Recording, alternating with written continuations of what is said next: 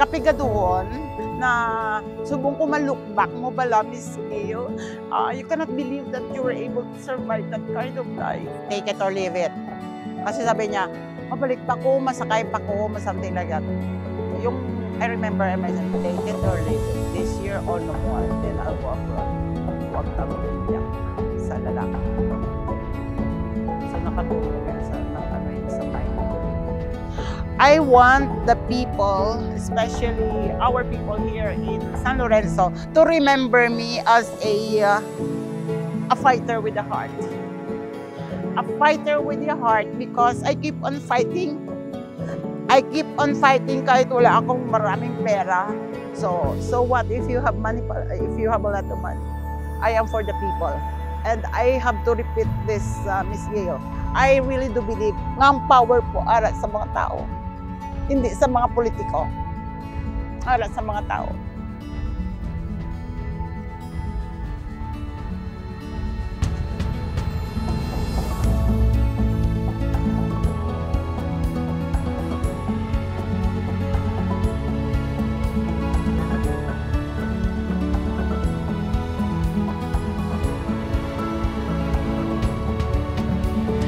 Hi mga palangga, subong, ari kita sa matahom nga banwas ang San Lorenzo sa Guimaras.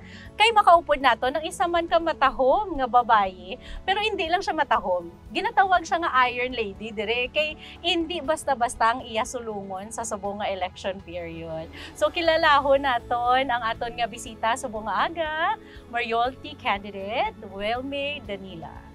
Hello, ma'am. Good morning, Miss Good morning. Gail. It's nice to see you again after long years. Long time, di Yes, ba? long So, time. I think it was during Mutya ng Guimaras ba, Mayor? 2010. Yeah. And yeah, I was an ex-officio board member then because I was the PCL president, the Philippine Councilors League president in the whole Guimaras. And I cannot forget you because you won. You won the title as Yes. Miss Guimaras 2010. Yes, 2010. And, you know, Miss Wilme, imuto man siyang isa sa pinaka hindi ko malipatan nga pageant. Kaya ang amon nga judge that time was Miss Gloria Diaz, right? Yeah, 2010, I'm not sure. But then 2009 Gloria Diaz. or 8. Or Yeah, something like that. 2008 maybe? Oo, di ba? Hindi ko naman Yes, Gloria Diaz was the chief judge. Yeah, and during that time, kaduha kami gin final interview because nagtay kami nga duha sang first runner-up, di ba? So, yes. towards the end, we were asked another question. So, it's nice. And Guimaras really has something special in my heart. Yes. Kag sa subong, nabatian ko nga may isa ka babayi nga nagapanindugan diri sa Banwas ang San Lorenzo. Alright. So nag-decide kami nga hibaluon kakilalahon ka further kag ipakilala ka man sa hindi lang sa Banwas ang San Lorenzo kundi sa bilog nga Pilipinas nga may mga Ilonggo nga I know ma-inspire sa imo nga istorya. Yes, Miss Gail. Kada kapasalamat gid ako sa ini nga opportunity, Miss Gail. Because you know not all people, especially ang mga millennials na subong nga botante, hindi ako kilala maybe that time when I serve our town and also the opportunity to serve our province. So ito. I'm so happy to meet you. Oh yes. I'm so happy to meet you. I am fascinated with stories of women who not just fits a role of a wife, a housewife, a mother, but steps up to become a leader in the society, right? So and it's not easy. Exactly. That's why I'm like, oh sige, we have to get her energy. Kaya mo surround yourself with people that has the energy for life, for service. So, subong I think Miss Wilme, it's suguran ta sa imong personal life, no? Kay as you mentioned earlier, madamo sa mga millennials nga siguro wala pa kakilala sa imo, wala ka naabtan sa ka sa public service, right? Ako personally gusto ko mabalaan, take me back to the young Wilme Danila. Or, Your childhood. Ano ka nga klase? Anak? Estudyante? okay. Ako natawo sa ideal na balang Filipino family sa Barangay Gaban, San Lorenzo. Pito kami ka mag-utod. Kag ang panlangabuhian lang sang akon nga mga ginikanan is through farming, Mhm. hog raising, yung very basic. So, yung kakainin mo, nandyan lang sa palibot, oo, tapos with the pair of isda, veggies, utan palagi. Kaya ang mama ko, nadumduman ko to anay, nagtanom na siya bala sa yung kaingin. Yeah, the kaingin, the old folks know it. Yes, yes. So, kung adlaw, makadto na siya to sa tanom niya nga mga kadyos, mangutan na siya, and then lagaon. That will serve as our bayan. Very simple life, and the isda. So, and recalling my past, recalling my childhood life, ma-feel mo talaga yung kapigaduhon na subong ko malukbak mo bala, Miss Gail. You cannot believe that you were able to survive that kind of life. Na there was a time na wala the rice, which is the staple food, was not available, especially kung hindi maayo ang harvest ng isang farmer. So sometimes instead of rice, we eat corn, kasaba, saging, kamote, kung walang available na rice. So, ito po ang buhay namin noon. Kaya, yung mga pero yung parents ko, they were really very eager for us to go to school. And from our eldest down to, second, third, fourth, they were not able to reach college because of the scarcity of money. Sorry, kasi pag na-recall ko yon, so sad but happy because life was so simple that time. Parang walang issue, walang ka-problema. Okay, just a little bit of a step back on your story, and I really admire you showing your vulnerability. I can relate to maybe the core of where this is all coming from on your childhood. Hindi siya hapos. Hindi siya hapos. Pero hambal gani nila, God gives His challenges to His greatest soldiers. I agree. Because He knows you can power through. Yes. So the young Wilme did not have everything that she needs, did not have even rice to eat, but she powered through, and hambal mo gani, you motivated yourself by your own to read and write. And now, ari na ta sa phase nga, you finished grade 1 to grade 4, in our barangay school. In your barangay school. Tapos ang next challenge mo, 4 kilometers of walking, pabalik-balik every day. Morning and after, because we have to have our own baon. Ginaputos sa dahon ng saging. Something and like that. Pila ka, how many minutes does it take you to walk with your little feet? So we have to wake up together with my brother and one sister at the time. Tatlo kami. And then, noong nag-grade 6 na, dalawa na lang kami. We have to wake up very early. And Miss Gail, ako pa yung palaging palaging most punctual. Kasi, I always arrive very early in school. Ako, hindi pa, close pa yung classroom, nandyan na ako. And then po, modesty aside again, top 1 palagi ako. Oo, from grade 1 up to sa aking elementary po. And then high school, then college, something like that. So I'm happy to know nga since bata ka pa yagali, miss, nagatop ka na sang imo nga klase, kag nagambal ka kagina nga it's genes.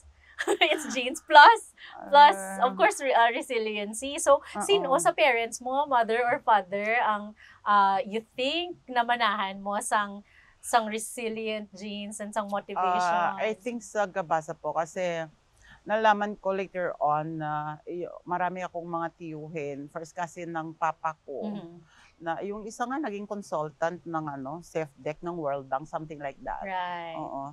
And also may mga bishop ako na mga tiyuhin. Tapos marami din kaming mga gabasa clan na may parental gap because but due to hard work also. Right.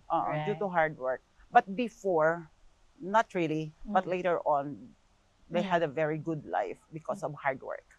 And is there something that you learned from your parents or from your relatives nga nagtatak sa imo at a very young age, from grade 1 to 6, nga that help you excel in your field? May nakita ka ba sa ila, may natunan ka sa ila, may ginhambal sila sa imo nga nagtatak kag until now mo nang imo nga gina-practice? Well, you mean my leadership skills or what? Yeah. Kasi po, from grade 1, grade 2 up, naging president palagi ako ng classroom, 'di ba? So, 'yun po tumatak sa akin nga parang unconsciously nag-ano sa mind ko na leader ako. Up to college, naging president din ako ng teachers association, ng student teachers association sa University of San Agustin. So doon na po na-realize ko nga I have this potential being a leader. Bakit palagi na lang? And then when I proceeded to law, naging law graduate din ako sa UI. Top din ako as one, sometimes mag-run ng council, officer, something like that. So I consider this Miss Gail as God gift, a talent that, of course, kung may talento tayo and we accept that, we have to enhance it. Enhance it, and kung paano ka ma-share, kung paano mo ma-share yon sa yung kapwa. So, because they really say no nga ang question bala nila kung Miss Wilmie nga, are leaders made or born? I think from born. Yeah, from your experience, how would you, are leaders made or born? There are instances wherein leaders are made, influence ng family, something like that. But for me personally, I considered it as a born leader po ako, kasi I did it since I was young. I was young, and I remember wala naman politiko sa aming family. Yeah. I think unang-una po ako sa Gabasa, and my mother sa Galfo. Later on na lang yung iba. Ayun, I remember there was a classmate of mine nga kinuha yung chair ng isang classmate namin. So, nung umupo na yung ng pagpungko ng classmate namin, siyempre mapungko siya sa floor. Kag they laughed at it. Classic Filipino joke. Very classic. Pero hindi ko yun kinawa kung naghibi yung classmate ko. Kag nahibi siya kag, nahuyan, something like that. So, no ko siya. Saliwat, hindi mo na ipag-imuon. You say sorry. Until nga kung gani sa mga bata ko, you should say sorry kung nakasala ka. So, admitting, nandyan, nakastuck yan sa akin. Pagsala mo, accept it, and say sorry about it. Tapos. So, yun ang ginagaano sa ako, hambal sa ni mama, di papa. Kung hindi ka gusto himuan sa isa ka bagay, hindi ko na himuon sa iban. Also, the GMRC lessons ang kung nga elementary and primary teachers. So, I can, what I'm hearing is a story of a little child, the story of little Wilmie, nga nagdako, carrying the strong foundation, the strong values, and strong character na nahone mo samtang bata ka pa, right? Exactly. So moving forward to a few years, you mentioned nagdiretso ka, nagtake a education course sa University of San Agustin. Oh, yes. And then you graduated despite the challenges of financial challenges sa inyong family. Yes. And then after graduation or after college, nag-teach ka na, or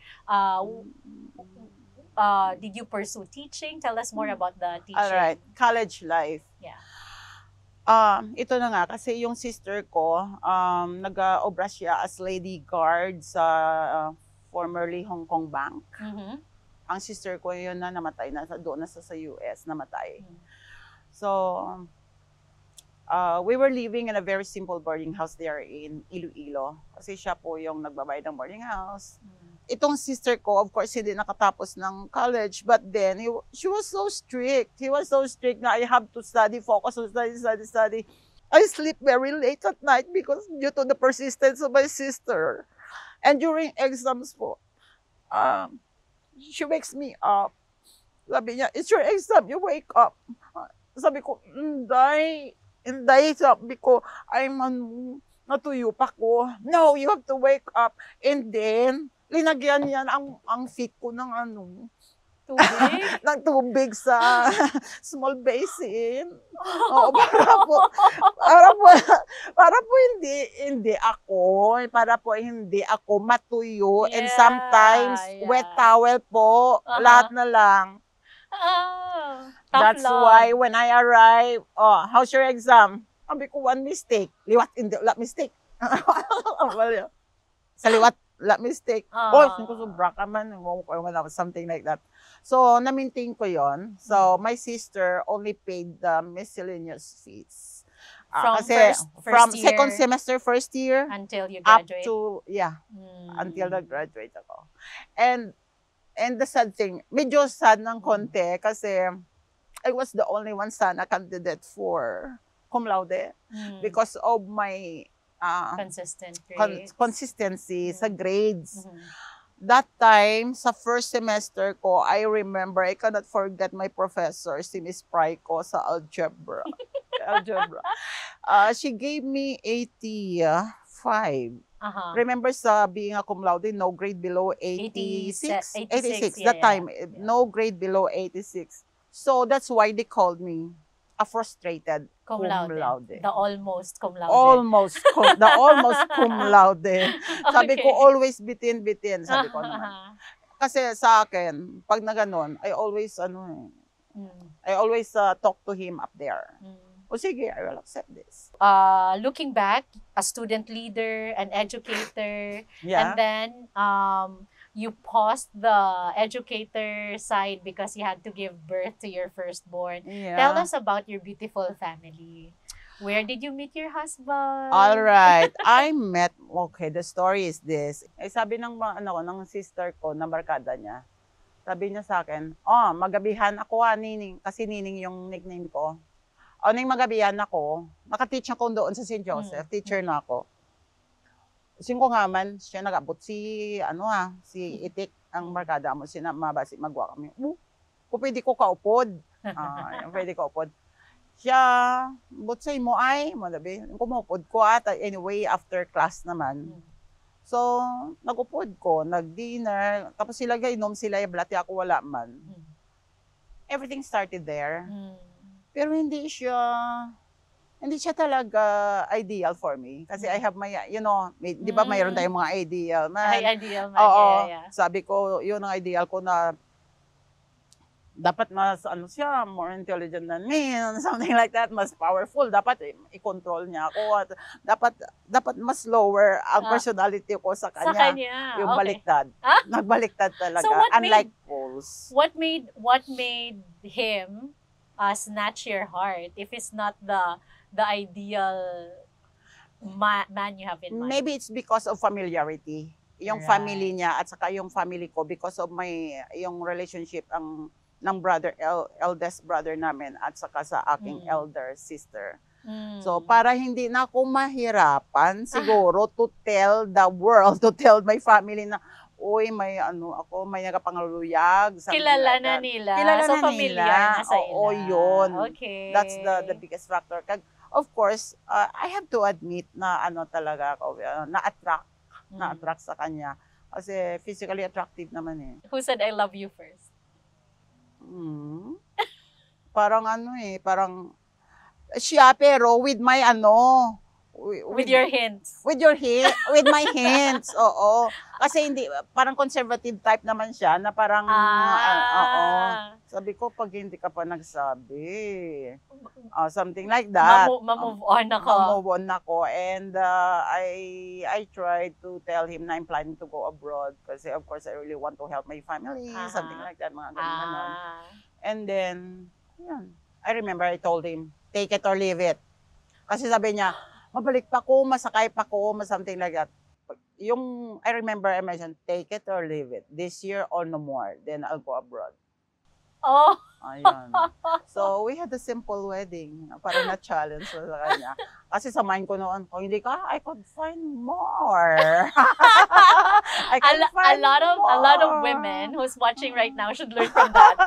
Yeah, 'di ba? Na kay damo sa mong ga-chase ang love, ga-chase sang attention, ga-chase ang affection sang lalaki, Yes. 'di ba? But So, you should not. You should not. But kung talagang na-feel mo na siya talaga, then do something. Yeah, do something. Mm. Don't stay at home and wait for your Prince Charming to come. Yes. But again, you mentioned the word chase. Do not chase. Let them chase, but you have to do something. I like that mentality. Yeah, you have to do Okay. something. I think with my Kasi na-feel mo, i-love ka niya, Ah. love mo siya. Kaso lang nagkataon na different ang personalities niyo. Oh. So kung mayroon kang target talaga, ito na-feel mo na yun na ito na yung partner mo, then do something. Yes, of course. Unless otherwise, other people will have him or her, and then you will regret for the rest of your life. Yeah, right? yeah, If- that's right. If you get a no, then move on. If Oh, it's a yeah, yes, then then that's it. that's it. Oh. So you have 2 kids. I have 2 kids, Miss Gail. Mm. Mm-mm. So one is a son and the daughter. Tell us a little bit about them. Okay. My eldest daughter is Maria Risa Paula. And of course, yung life na dinaanan ko, hindi naranas ng dalawa kong anak because of course, yung papa nila is a seaman.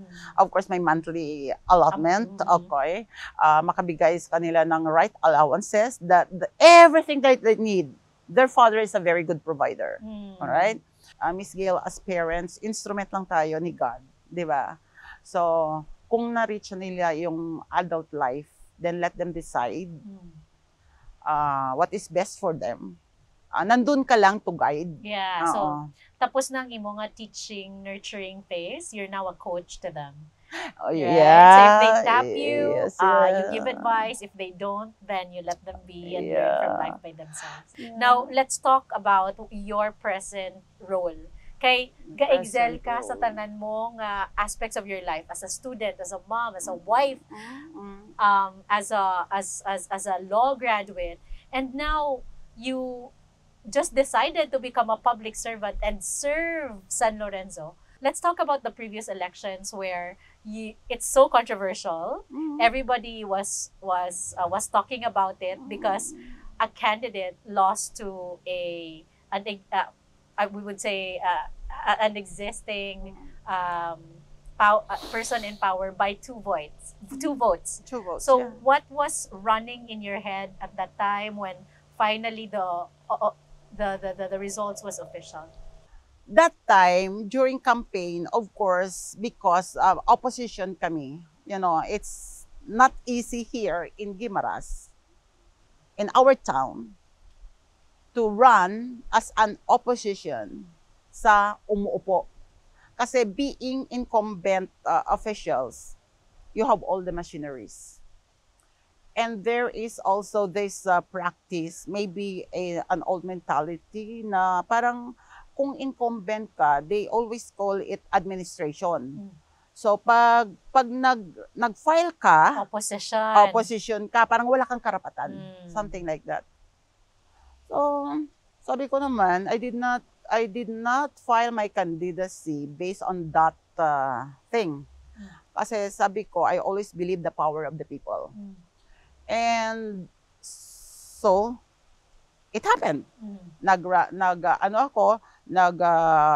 Vice mayor candidate, then do the campaign, which is always my strength na mag house to house, because I love walking, I love touching the people, I love to see them eye to eye. I like to see how they live so that I will have an idea later on if it is time for me to lead my town. I know ang mga bagay na dapat kong gawin, how to help these people, sa San Lorenzo. So, nang gabing yon, may supporters Tita, let's go there sa munisipyo kasi to witness, mga ganon. Pero I had already the feeling not to be excited. I don't know why, but I had that feeling yung si Raquel ang assistant ko, kamo lang to yan, di na ako mag-upod, something, kaya I don't know what feeling also did she get that time na, pero kapoy na siguro. My gut feel. Yeah, maybe. Kasi ako din, parang may na-feel ako na iba. So, mga 8:30 na ha, mga 8:30 na kami pumunta doon to watch the real result. And then, nasa van ako, hindi ako nagnaog, hindi ako nanaog, kay may nagapinanawag man nga, ay, daog ka na ya, atunong kontra mo, nagamon something like that, oo, daog ka na ya. Ang akon nga mga hinablos, naga-follow bala sa internet, ang result. So, nag-amos yun ang line, 2 lines yun sa Vice Mayor. So, ang line, 97% panalo ako.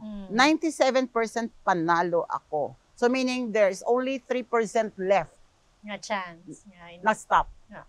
Okay. It stopped for so long, hindi namin alam kung bakit. Pero it stopped that long, noong bumalik na po, nag-move very fast, star yung opponent ko. By two votes. My reaction was, ay, hala. Pero Miss Gail, I did not feel sorry or what, because na-feel ko yun na I was prepared. Kasi itong sa akin, once na may mangyari na hindi favorable sa akin, parang ma-feel ko yan. Oo, sabi na, ano to ya, mga muna bala, nano to ya, nga na muna. I really missed that opportunity to get down the van, pumunta doon sa COMELEC, at sana nag-file ako ng pre-proclamation protest, Hindi pumasok sa akin yon. So how did you power through it, and what made you decide nga, if I did not make it in 2022, I will make it now? Okay. I will answer that question maybe because of that two votes na difference. Marami ang pamilya ko po, at saka maraming supporters na sabi na you are good as a winner because you did it by yourself. Walang pera, walang ganun. So it's a very strong base, for you to pursue. Maybe 2 questions that I want to ask nga. Mabatian tagid subong nga ginapamangkot sa subong nga campaign season. The first question being, what do you think about political dynasty? Political dynasty, Miss Gail, para sa akin po, parang nagalimit siya sa opportunity sa iban nga mag-lead man sa isang lugar. Para sa akin po, yung leadership kasi dapat maging depend siya sa ability, not bloodline. Di ba? Kasi as I learned, yung political dynasty kasi nag-lead into corruption. So you're not related in any way to a political dynasty. So we would say anything that you present to the table now is something new, right? So what is something new that you want to present to the people of San Lorenzo? All right. Itong ginahambal ko permi sa akon nga mga kasimanwa and sa nag-active sa social media, na ang grupo ko, ako ang inyong maging mayor if you give me the chance, and the support that I'm asking from you is new opportunities, fresh ideas, yung panggobyerno na walang pili, na ang pagbigay ng tuod gidya bala nga serbisyo na direkta sa tawo. Wala na paligoy-ligoy pa. Wala pili ko. Ano man yung political color mo, wala akong pakialam dyan. Ako ipakita ko gid sa akon nga mga kasimanwa ang pagdala ni Mayor Dinila na people-centered way of governance. Kung ano man yung budget dyan sa munisipyo, dapat alam nila na ang kada piso ng kwarta ng banwa makabenefit gid, makadtugid direkta sa mga pumuluyo. Especially po ang mga farmers kag mga fisher folks. Because we are, Guimaras is an island province. Mga fishermen kag farming amo na ang main nga nga palangitan-an sang aton mga pumuluyo, ti nga ay hindi mag-focus dira ang gobyerno sa mga mangungumakal sa mga mangingisda. Okay? Kay dira ang ilang nga bread and butter. Your tagline is, San Lorenzo deserves better. Yeah. What do you foresee as a better San Lorenzo? Okay. Well, a better San Lorenzo, wala ko gahambal ni hindi manami ang mga past administrations. That's why ginagamit gali namon nga better San Lorenzo because damo pa nga mga bagay nga dapat obrahon nga maging better or best pa ang San Lorenzo. Number one yung transparency, of course, accountability ng mga officials nga magapungko sa banwa. Ipahibalo sa mga pumuluyo kung pila gid bala ang kwarta sang banwa nga ginabaton as the national tax allocation, kag dapat may ara nga consultation sa barangay level. Kasi mahambal mo na progressive ang San Lorenzo kung makita mo nga ang pangabuhi sa barangay level maayo. Maayo manami. Mahambal nga manami. Kaya nga may livelihood sila nga ginasupport sa munisipyo, especially the fisher folks and the farmers. Tagaan mo na pala sila sa insyakto nga support financially. Kaya mo malang napermi ang ila kulang. At wala na pigado kami tungod nga mahal-mahal sang abono, mahal-mahal nga mo sina. Of course, may mga help halin sa national government. But Miss Gil, it's not enough. It's not enough. Now, I'm not saying nga lahat na pera dyan ng munisipyo, iubos ko da. Because wala ako kapahambog, Miss Gil. I know also how to do the networking, tapping the different government agencies para mangayo man to sang assistance with your project proposal. And I know how to do it. I'm very confident to do it. Laptop lang po ang katapat ko. I know how to do it. So, kaya when you are a leader nga magaling mag-network, then it will bring progress, development sa yung sakop na LGU. So, hindi tayo maging dependent sa IRA before, but now the term is National Tax Allocation. Yeah. All right? Yeah. So, yun, direct assistance to the San Lorenzohanos na wala nang damo interview. Kung ano man imuda ya politika, wala ko tulabot siya. Basta kung ako ara da iya, kamutanan nga mga tao, every voice is very important for me. Every voice of every San Lorenzohanon must be heard. Yun ang always ko sinasabi. Kung ano man na siya kapigado, more time ang ibigay mo sa kanya. Because they are the less privileged, that they need more care, especially po all the senior citizens, Miss Gail. Hindi lahat dito ng senior citizens may pension. I am a senior citizen. Sabi ko, they always cry. Every time I go around, wala kami pension. Oh my God, how much is the pension that they receive from the national government? It's 1,000 per month. And they receive that quarterly every 3 months. And every senior citizen is looking forward to it because they have that amount to buy for their medicines, for their food. And how much? What is the value of 3,000? 1,000 a month. So sabi ko, okay. One of my, sabi ko sa mga kasama ko na mga SB, ito ang platform natin, senior citizen po. Pangitaan natin paagi kung paano sila ito madala sa pension. Kung wala pa, medyo matagal pa yung national government pension na madala ito lahat. Kasi sa 12 barangays dito sa San Lorenzo, ang dami-dami po na wala pa ang nadala sa pension. And I will really intervene in that matter if I'm the mayor. Bakit hindi sila ito nadala? So hanapin natin ang budget dito sa pera ng banwa. Na while they are on the process na madala sa national government, why don't we give them? Ayoko ng conservative budget. As long as it follows sa guidelines, then I'll do it. For the people.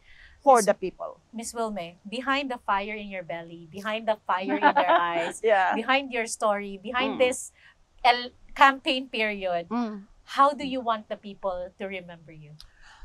Okay. I want the people, especially our people here in San Lorenzo, to remember me as a fighter with a heart. A fighter with a heart because I keep on fighting. I keep on fighting kahit wala akong maraming pera. because I want to serve truly. Yung true na public service, ipaabot ko po sa mga taga San Lorenzo. Iba talaga yung women. Women are different in running the household. Women are different as a leader because we don't show our strength. We can Yeah. also show our emotions and can connect to the people truly and genuinely. Thank you, Miss Yeah. Wilmy, for your time, and I hope that everybody can see what's inside your heart. I wish you all the best. I wish you luck in this campaign period, and hopefully that you get your heart's desire by the end of this. But you know, as everybody says, it's all up to His will. Thank you, good Miss Gail, Thank for you. this opportunity. And kung makita man ito ng aking mga constituents, yes, I'm crying here, but you can trust me. I'm a strong woman po. Yeah. So it so happened that Miss Gail had that questions talaga na napagaling niya, na naigo niya talaga, na-hit niya Yes. talaga ang No, puso ko po. In the entire interview process, no, Michael, right? Everybody, we saw different sides of you. We saw you as a fighter. We saw you as a mother. We saw you as a Yeah. woman. Mm. We saw you as a vulnerable leader. So you just showed everybody that you're a human being, and Yeah. that you can relate to them. And hopefully, it will resonate to each of your constituents. One Thank thing you, pa pala, Miss. Miss Gail, I don't know. One thing pa gid kay they always encourage me, discourage me nga, you know, ang iyong worst na criticism Mm. na experience ko, because I am too idealistic daw. Mm. Na yung mga dreams ko is very impossible because, you know, impossible because of the money politics happening. Mm. But I don't see it as a weakness. I see it as a challenge for me. So what if you have money, if you have a lot of money? Mm. I am for the people. Mm. And I have to repeat this, Miss Gail. I really do believe nga ang power po ara sa mga tao. Hindi sa mga politiko. Ara sa mga tao. Thank you so much, Miss Gail.